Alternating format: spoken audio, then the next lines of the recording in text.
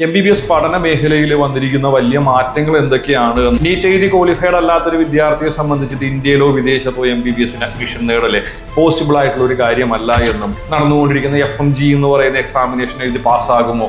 അപ്പോൾ ഏകദേശം 50 ലക്ഷം രൂപ മുതൽ ഏകദേശം 1,75,00,000 രൂപ വരെയാണ് MBBS പഠന ചെലവായി നമുക്കിന്ന് സെൽഫ് ഫൈനാൻസിങ് മേഖലയിൽ വേണ്ടി വരുന്നത്. അതായത് ഇൻ ബിറ്റ്വീൻ കോവിഡും ആഫ്റ്റർ കോവിഡും നമ്മൾ നോക്കുകയാണെങ്കിൽ MBBS സീറ്റ്സിന്റെ ഒരു ഡിമാൻഡ് എന്ന് പറയുന്നത് പ്രതിദിനം വർദ്ധിച്ചു വരികയാണ്. സോ ഈ ഒരു സാഹചര്യത്തിലാണ് വിദ്യാർത്ഥികൾ എന്ത് ചെയ്യുന്നത്? വിദേശത്ത് പോയിട്ട് MBBS വളരെ ബഡ്ജറ്റീവായിട്ട് വിദേശത്ത് പോയിട്ട് MBBS പഠിക്കാം, അതിനുശേഷം ഇവിടുത്തെ പരീക്ഷ എഴുതി ഇവിടെ വർക്ക് ചെയ്യാമെന്നുള്ള ഒരു ഓപ്ഷനിലോട്ട് വരുന്നത് ഈ ഒരു സാഹചര്യത്തിലാണ്. ഇന്ത്യയിലെ മെഡിക്കൽ എഡ്യൂക്കേഷൻ്റെ പ്രൊഫഷണൽ റെഗുലേറ്ററി ബോഡി ആയിട്ടുള്ള നാഷണൽ മെഡിക്കൽ കമ്മീഷന്റെ കണക്കുകൾ പ്രകാരം ഇന്നേ ദിവസം വരെ നമ്മൾ നോക്കുകയാണെങ്കിൽ ഇന്ത്യയിൽ മൊത്തത്തിൽ 780 മെഡിക്കൽ കോളേജുകളാണ് അവൈലബിൾ ആയിട്ടുള്ളത്. ഈ ഒരു 780 മെഡിക്കൽ കോളേജുകളിലായിട്ട് നമുക്ക് ടോട്ടലായിട്ട് 1,18,379 MBBS സീറ്റ്സ് ആണ് അവൈലബിൾ ആയിട്ടുള്ളത്. MBBS പഠനത്തിൻ്റെ കഴിഞ്ഞൊരു 5 വർഷത്തെ സ്ട്രാറ്റജീസ് നമ്മൾ നോക്കുകയാണെങ്കിൽ MBBS പഠന മേഖലയിൽ നമ്മൾ ഇന്ന് വരെ കണ്ടിട്ടുള്ളതിൽ വെച്ചിട്ട് വലിയ തരത്തിലുള്ള ഒരു ചേഞ്ചാണ് കഴിഞ്ഞൊരു 5 വർഷം കൊണ്ട് ഉണ്ടായേക്കുന്നത്. അതായത് ഇൻ ബിറ്റ്വീൻ കോവിഡും ആഫ്റ്റർ കോവിഡും നമ്മൾ നോക്കുകയാണെങ്കിൽ MBBS സീറ്റ്സിൻ്റെ ഒരു ഡിമാൻഡ് എന്ന് പറയുന്നത് പ്രതിദിനം വർദ്ധിച്ചു വരികയാണ്. അതിൽ ഫാക്ടേഴ്സ് ആയിരിക്കുന്ന കാര്യങ്ങൾ എന്തൊക്കെയാണ്? അത് കൂടാണ്ട് MBBS പഠന മേഖലയിൽ വന്നിരിക്കുന്ന വലിയ മാറ്റങ്ങൾ എന്തൊക്കെയാണ് എന്നാണ് നമ്മൾ നോക്കാനായിട്ട് പോകുന്നത്. 2021 നമ്മൾ നോക്കുന്ന സമയത്ത് ടോട്ടലായിട്ട് ഇന്ത്യയിൽ അവൈലബിൾ ആയിട്ടുണ്ടായിരുന്നതെന്ന് പറഞ്ഞു കഴിഞ്ഞാൽ 95,779 MBBS സീറ്റാണ് ഉണ്ടായിരുന്നത്. അതിൽ നിന്ന് ഏകദേശം 2025 വന്ന് നിൽക്കുന്ന സമയത്ത് ഏകദേശം ഒരു 4 വർഷത്തെ ഇടവേളയിൽ നമ്മൾ നോക്കുന്ന സമയത്ത് ടോട്ടൽ നമ്പർ ഓഫ് സീറ്റ്സിൽ ഏകദേശം 25,000 സീറ്റ്സിന്റെ ഡിഫറൻസ് ആണ് 5 വർഷം കൊണ്ട് ഉണ്ടായേക്കുന്നത്. അതായത് ഓരോ വർഷവും ഏകദേശം 5,000 മുതൽ 6,000 സീറ്റ് വരെ ഇൻക്രീസ് ആയി കറണ്ടിൽ ഞാൻ പറഞ്ഞിരിക്കുന്നത് പോലെ 1,18,379 സീറ്റ് എന്ന ഒരു സംഖ്യകളാണ് ഇന്ത്യയിലുള്ള MBBS സീറ്റ്സിന്റെ എണ്ണം വന്നു നിൽക്കുന്നത്.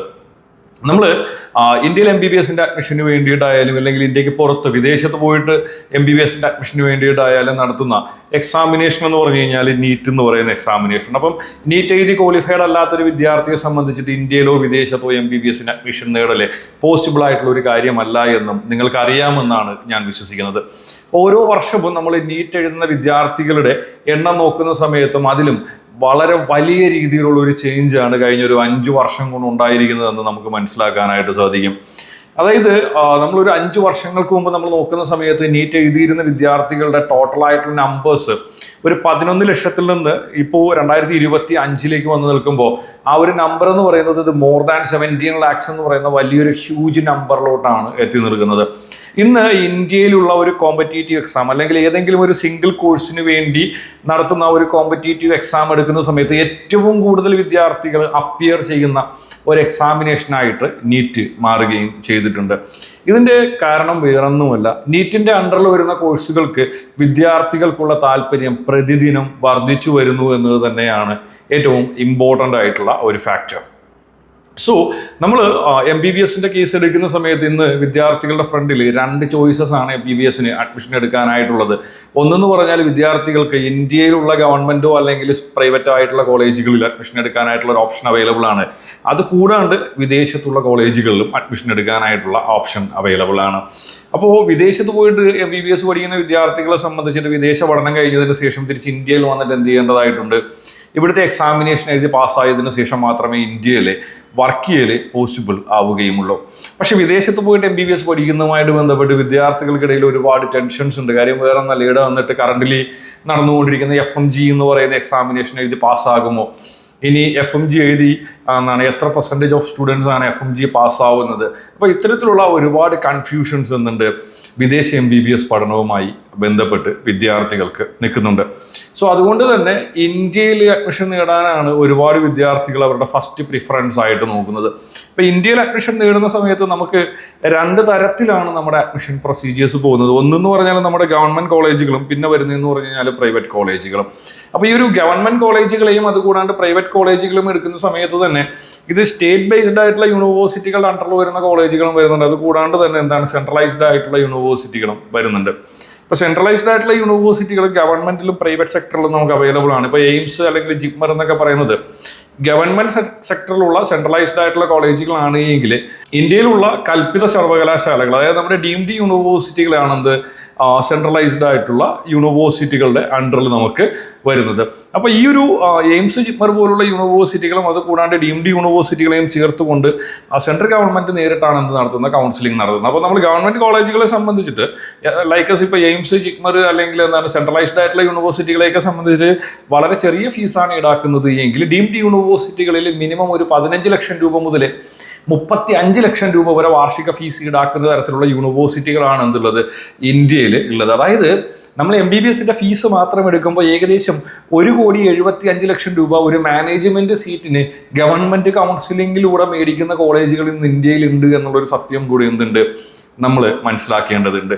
ഇതേ സ്ഥാനത്ത് തന്നെ നമ്മൾ എന്ത് ചെയ്യുന്നുണ്ട്, സെൽഫ് ഫൈനാൻസിങ് സെക്ടറിലും അത് കൂടാണ്ട് അതത് സംസ്ഥാനങ്ങളുടെ അണ്ടറിലുള്ള ഗവൺമെന്റ് കോളേജുകളിലോട്ട് വരുന്ന സമയത്ത്, അപ്പോൾ നമുക്കിപ്പോൾ കേരളത്തിന്റെ കേസ് എടുക്കുകയാണെങ്കിൽ കേരളത്തിന്റെ ഗവൺമെന്റ് യൂണിവേഴ്സിറ്റി എന്ന് പറയുന്നത് കുഹാസ് ആണല്ലേ, Kerala university of health science ആണ് കേരളത്തിന്റെ ഗവൺമെന്റ് യൂണിവേഴ്സിറ്റി എന്ന് പറയുന്നത്. അപ്പോൾ കുഹാസിന്റെ അണ്ടറിലുള്ള കോളേജുകൾ, അതിലുള്ള ഗവൺമെന്റും പ്രൈവറ്റുമായിട്ടുള്ള കോളേജുകളിലെ അഡ്മിഷൻ കൺട്രോൾ ചെയ്യുന്നതെന്ന് പറഞ്ഞാൽ അതത് സംസ്ഥാനങ്ങളാണ്. കേരളത്തെ സംബന്ധിച്ചിട്ട് കേരളത്തിന്റെ അഡ്മിഷൻ കൺട്രോൾ ചെയ്യുന്നത് കീമാണ്, എൻട്രൻസ് കമ്മീഷൻ ഓഫ് കേരള എന്ന് പറയും. അതുപോലെ തന്നെ നമ്മൾ ഓരോ സംസ്ഥാനങ്ങളിലോട്ട് പോകുന്ന സമയത്തും അതത് സംസ്ഥാനങ്ങൾക്ക് സെപ്പറേറ്റ് ആയിട്ടുള്ള ഒരു കൗൺസിലിംഗ് ബോഡി ഉണ്ടാവും.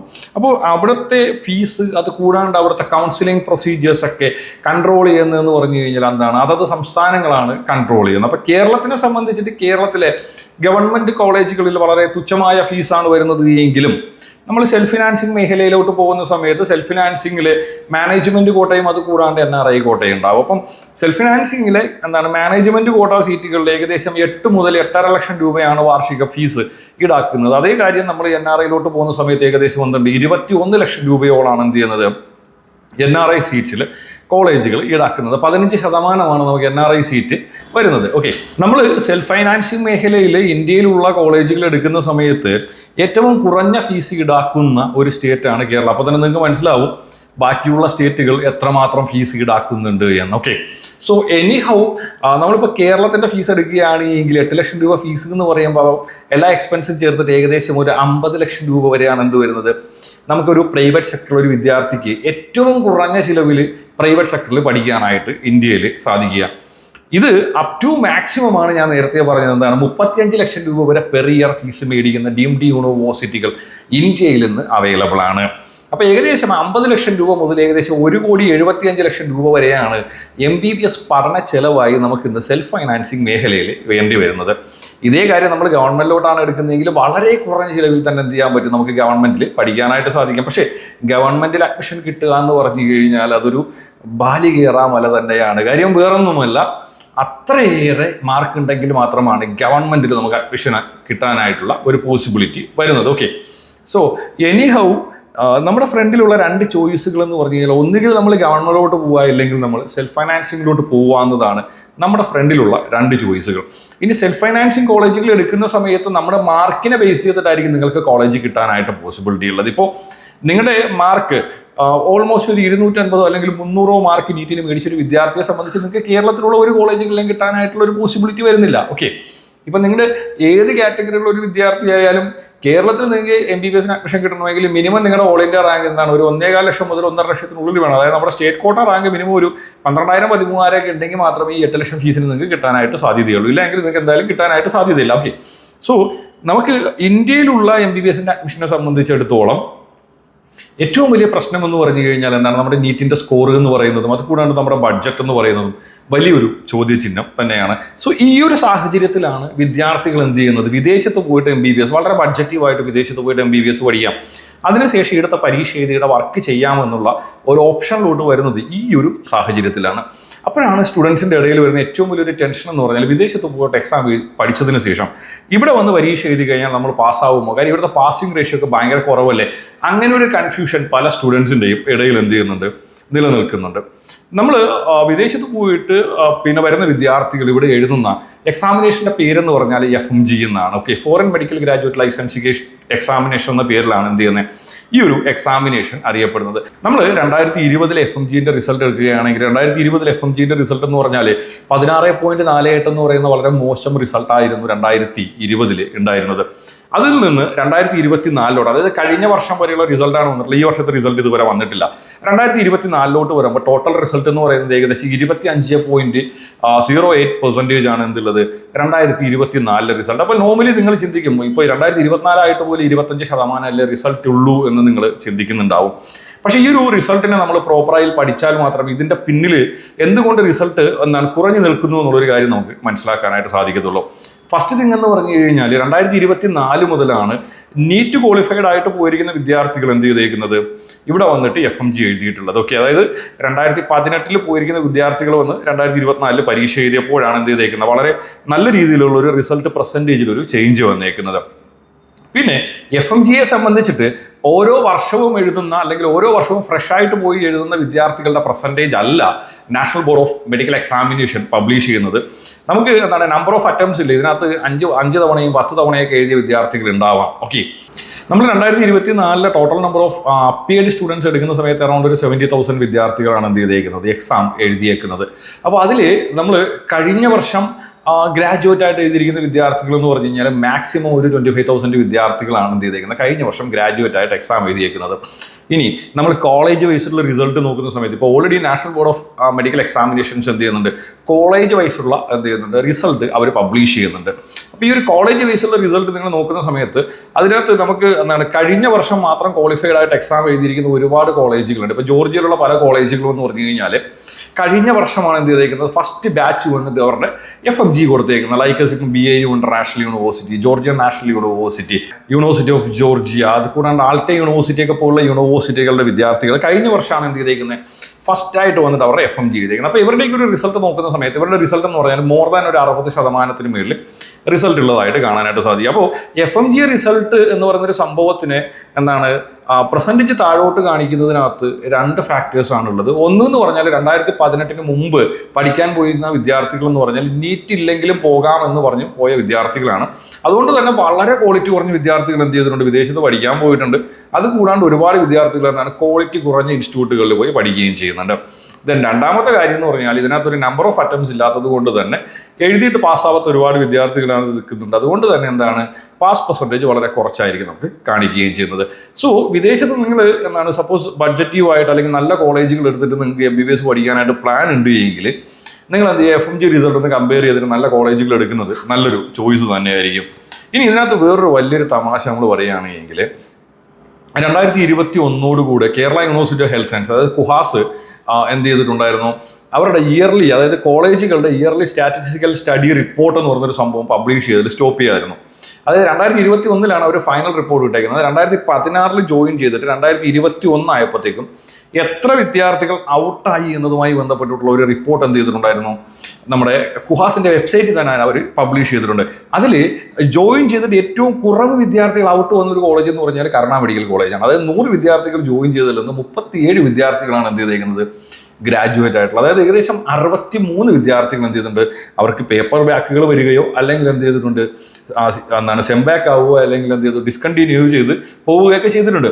ഞാനിത് പറയുന്നത് ഒരു കോളേജിൻ്റെ മാത്രമല്ല, ഇതേ സെയിം കാര്യം നമ്മളിപ്പോൾ മൗണ്ട് സിയോണോ അങ്ങനെയൊക്കെയുള്ള കോളേജുകൾ എടുക്കുകയാണെങ്കിൽ പോലും ഇവരുടെയൊക്കെ റിസൾട്ട് എന്ന് പറഞ്ഞാൽ ബിലോ 50% മാത്രമാണ് നിൽക്കുന്നത്. ഓക്കെ, സോ നമ്മളിപ്പോൾ കേരളത്തിലുള്ള കോളേജുകൾ എടുക്കുമ്പോൾ പോലും 60% താഴെ ഔട്ട്പുട്ടുള്ള കോളേജുകളുടെ എണ്ണം എന്ന് പറഞ്ഞു കഴിഞ്ഞാൽ ഒരു 30% കൂടുതൽ ഇന്ന് അവൈലബിൾ ആയിട്ടുണ്ട്. സോ ഇങ്ങനെ ഒരു സാഹചര്യം നിലനിൽക്കുമ്പോഴാണ് എന്ത് ചെയ്യുന്നത്, നമ്മൾ വിദേശ MBBS പഠനത്തിന് ഒരുപാട് പഴി പറയുന്നത്. വിദേശത്ത് പോയി പഠിച്ചാൽ നമുക്ക് ക്വാളിറ്റി കിട്ടത്തില്ല, അവിടെ പാസ് പെർസെൻറ്റേജിൽ അങ്ങനെയാണ് ഇങ്ങനെയാണെന്നൊക്കെ നമ്മൾ എന്ത് ചെയ്യുന്നുണ്ട്, ഒരുപാട് മിസ്റ്റേക്സുകൾ പറയുന്നുണ്ട്. അപ്പോൾ വിദേശത്ത് പോയിട്ട് നിങ്ങൾ MBBS പഠിക്കുന്നത് ഒരു തെറ്റായ കാര്യമാണോ എന്ന് ചോദിച്ചു കഴിഞ്ഞാൽ ഞാൻ ഒരിക്കലും പറയില്ല. കാര്യം വേറൊന്നുമല്ല, വിദേശത്തും നല്ല യൂണിവേഴ്സിറ്റികൾ നമുക്ക് അവൈലബിൾ ആയിട്ടുണ്ട്. അപ്പോൾ വിദേശത്തുള്ള നല്ല യൂണിവേഴ്സിറ്റികൾ കണ്ടെത്തണമെങ്കിൽ ഫസ്റ്റ് ഓഫ് ഓൾ എന്ത് ചെയ്യുക, നിങ്ങൾ പോയിട്ട് FMG റിസൾട്ടിൻ്റെയൊക്കെ പാസ് റേഷ്യോ നോക്കുക. അത് കൂടാണ്ട് പിന്നെ നോക്കാൻ പറ്റുന്നതെന്ന് പറഞ്ഞാൽ അവിടുത്തെ ക്ലിനിക്കൽസ് പ്രോപ്പറായിട്ട് നോക്കുക, എങ്ങനെയാണ് അവിടുത്തെ ക്ലാസ്സസ് പോകുന്നത്, അത് കഴിഞ്ഞതിന് ശേഷം അടുത്ത ഗ്രാജുവേറ്റ്സ് എവിടെയൊക്കെ പോയി വർക്ക് ചെയ്യുന്നുണ്ട്, അവർക്ക് എന്തൊക്കെ അക്രഡേഷൻസ് ഉണ്ട്, ഇങ്ങനെയൊക്കെയുള്ള കാര്യങ്ങൾ നോക്കിക്കഴിഞ്ഞാൽ നിങ്ങൾക്ക് എന്ത് ചെയ്യാനായിട്ട് സാധിക്കും, വളരെ കൃത്യമായി തന്നെ നല്ല കോളേജുകൾ കണ്ടെത്താം. ഈവൻ എന്താണ് ഈ പറഞ്ഞ അല്ലെങ്കിൽ 1 കോടിയോ 1.5 കോടിയൊക്കെ കൊടുത്തിട്ട് ഒരു യൂസും ഇല്ലാത്ത എന്താണ് ഇന്ത്യയിലുള്ള കോളേജുകളിൽ പഠിക്കുന്നതിനേക്കാളും വിദേശത്തുള്ള നല്ല കോളേജുകളിൽ പോയിട്ട് 30-40 ലക്ഷം രൂപയ്ക്ക് നിങ്ങൾക്ക് MBBS പഠിക്കൽ ഒരു പോസിബിൾ ആയിട്ടുള്ള ഒരു കാര്യം തന്നെയാണ്. ദെൻ ഇന്നും എല്ലാ വിദ്യാർത്ഥികളുടെയും മുന്നിൽ നിൽക്കുന്ന ഏറ്റവും വലിയൊരു ചോദ്യം തന്നെയാണ്, MBBS പഠനം എന്ന് പറയുന്നത് ഒരു ബാലികേറ മലയാണോ എന്നൊരു ചോദ്യം എല്ലാവരുടെ ഫ്രണ്ടിൽ നിലനിൽക്കുന്നുണ്ട്. പക്ഷേ എൻ്റെ ഒരു കഴിഞ്ഞ 15 വർഷത്തെ എക്സ്പീരിയൻസ് വെച്ചിട്ട് MBBS പഠനം അല്ലെങ്കിൽ MBBS മേഖലയിൽ നല്ലൊരു കരിയർ ഉണ്ടാക്കുക എന്ന് പറയുന്നത് ഒരു ബാലികേറ മലയായി എനിക്കിതുവരെ തോന്നിയിട്ടില്ല. കാര്യം വേറൊന്നുമല്ല, വിദ്യാർത്ഥികളുടെ ഫ്രണ്ടിൽ ഒരുപാട് ഓപ്ഷൻസ് അവൈലബിൾ ആണ്. അത് അവരെങ്ങനെ ചൂസ് ചെയ്യുന്നു എന്നതിനെ ബേസ് ചെയ്തായിരിക്കും എന്ത് വരാൻ പോകുന്നത്, അവരുടെ ഫ്യൂച്ചർ എന്നാണ് തീരുമാനിക്കപ്പെടാനായിട്ട് പോകുന്നത്. ഇപ്പോൾ ഇന്ത്യയിൽ തന്നെ നിങ്ങൾക്ക് അഡ്മിഷൻ വേണമെന്ന് ഉള്ള ഒരു സ്റ്റുഡൻ്റ് ആണെങ്കിൽ ഒന്നും ചിന്തിക്കാതിരിക്കുക, എന്ത് ചെയ്യുക, വളരെ നന്നായി പഠിക്കുക, നല്ല മാർക്ക് എടുക്കുക, ഗവൺമെൻറ് കോളേജസ് എന്ത് ചെയ്യുക, പ്ലാൻ ചെയ്യുക. ഇനിയില്ല നിങ്ങൾ സെൽഫ് ഫൈനാൻസിങ് പോകുന്നുണ്ടെങ്കിൽ ഇപ്പോൾ ഇന്ത്യയിൽ തന്നെ നല്ല കോളേജുകൾ അവൈലബിൾ ആണില്ലേ. കേരളത്തിൽ തന്നെ ഞാൻ ഈ 40 അല്ലെങ്കിൽ 45% കോളേജുകൾ ഉണ്ട് എന്ന് പറയുമ്പോൾ തന്നെ ഇവിടെ അമല ജൂബിലി പുഷ്പഗിരിയൊക്കെ പോലുള്ള കോളേജുകൾ 90-95% എന്ത് ചെയ്തിട്ടുണ്ട്, റിസൾട്ട് എടുത്തിട്ടുണ്ട്. അപ്പോൾ നല്ലതും മോശം എന്ന് പറയുന്നത് എല്ലായിടത്തും അവൈലബിൾ ആണ്. അപ്പോൾ സെൽഫ് ഫിനാൻസിങ് പോകുന്നുണ്ടെങ്കിൽ പോലും നല്ല കോളേജുകൾ ചൂസ് ചെയ്യുന്നത് വളരെ ബെറ്റർ ആയിട്ടുള്ള ചോയ്സ് ആയിരിക്കും. തന്നെ ഇപ്പോൾ ഡീംഡ് യൂണിവേഴ്സിറ്റികൾ എടുക്കുന്ന സമയത്ത് കേരളത്തിൽ തന്നെ ഏറ്റവും നല്ല കോളേജ് എന്ന് പറഞ്ഞാൽ അമൃതയാണ്. അതൊരു ഡീംഡ് യൂണിവേഴ്സിറ്റിയാണ്. പക്ഷേ അവരുടെ ഫീസ് എന്ന് പറഞ്ഞാൽ ഏകദേശം 25.5 ലക്ഷം പെർ ഇയർ ഫീസ് വരുന്നുണ്ട്. അപ്പോൾ എന്താണ് ഇന്ത്യയിലുള്ള ഒരു MBBS പഠനം എന്ന് പറയുന്നത് നിങ്ങളുടെ നീറ്റിൻ്റെ സ്കോറിനെയും അത് കൂടാണ്ട് നിങ്ങളുടെ ഫണ്ടിനെയൊക്കെ ബേസ് ചെയ്തിട്ടാണ് എന്ത് വരാൻ പോകുന്നത്, ഇന്ത്യയിലുള്ള MBBS പഠനം നടക്കാനായിട്ട് പോകുന്നത്. ഇനി വിദേശത്തിനെ സംബന്ധിച്ചിട്ട് എന്താണ്, നമ്മൾ നീറ്റ് ക്വാളിഫൈഡ് ആവണമെന്ന് മാത്രമേ ഉള്ളൂ. പക്ഷെ നിങ്ങൾക്ക് എന്ത് ചെയ്യാൻ പറ്റും, നല്ല കോളേജുകൾ കണ്ടെത്തി നിങ്ങൾക്ക് പോകാനായിട്ടുള്ള ഒരുപാട് ഓപ്ഷൻസും നിങ്ങൾക്ക് അവൈലബിൾ ആണ്. അപ്പോൾ എന്ത് ചെയ്യുക, MBBS പഠനവുമായി ബന്ധപ്പെട്ടും അത് കഴിഞ്ഞതിന് ശേഷം MBBS പഠിച്ചതിന് ശേഷം നമുക്ക് എന്തൊക്കെയാണ് ഓപ്ഷൻസ് ഉള്ളതെന്ന് ബന്ധപ്പെട്ടിട്ട് ഒരുപാട് വീഡിയോസ് എന്ത് ചെയ്തിട്ടുണ്ട്, നമ്മൾ ഓൾറെഡി നമ്മുടെ ചാനലിൽ പോസ്റ്റ് ചെയ്തിട്ടുണ്ട്. അത് കൂടാണ്ട് ഇനി പോസ്റ്റ് ചെയ്യാൻ പോകുന്നതുകൊണ്ട് ദെൻ ഇന്ത്യയിലും വിദേശത്തുമായിട്ടുള്ള ഒരുപാട് മെഡിക്കൽ കോളേജുകളുടെ റിവ്യൂസ്, സ്റ്റുഡൻറ് റിവ്യൂസ് ഒക്കെ നമ്മൾ എന്ത് ചെയ്തിട്ടുണ്ട്, ഓൾറെഡി ഈ ചാനലിൽ പോസ്റ്റ് ചെയ്തിട്ടുണ്ട്. സോ അപ്പോൾ നിങ്ങൾ MBBS പഠിക്കാനായിട്ട് ആഗ്രഹിക്കുന്ന ഒരു സ്റ്റുഡൻ്റ് ആണ്, അല്ലെങ്കിൽ എന്താണ് മെഡിക്കൽ റിലേറ്റഡ് ആയിട്ടുള്ള ഏതെങ്കിലും ഒരു ഫീൽഡിൽ സെറ്റിൽ ചെയ്യാനായിട്ട് പ്ലാൻ ചെയ്യുന്ന ഒരാളാണ് എങ്കിൽ എന്ത് ചെയ്യുക, മറക്കാണ്ട് ചാനൽ സബ്സ്ക്രൈബ് ചെയ്യുക. അപ്പോൾ മെഡിക്കൽ പഠനമായിട്ട് ബന്ധപ്പെട്ടിട്ടുള്ള പുതിയൊരു വീഡിയോയിൽ കാണുന്നവരേക്കും എല്ലാ കൂട്ടുകാർക്കും ബൈ ബൈ.